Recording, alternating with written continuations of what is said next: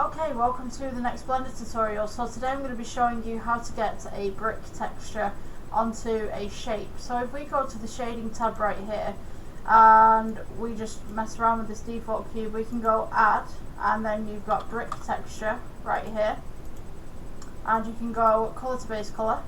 You might need to rotate this by 90, and you can see now that you have this nice little brick texture just on the side. You can go ahead and amend the scale. You can go ahead and you can offset the bricks depending if you want tiles or something like that. Totally up to you. You've also got brick width, where you can change the size of the bricks. You've got row heights, make them a little bit bigger.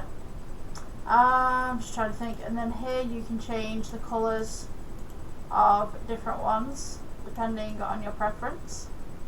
We got some funky bricks, or maybe it's like a cartoon scene that you're making or something like that. So yeah, that's the brick texture. I hope you guys enjoyed the tutorial, and I will see you in the next one. Bye.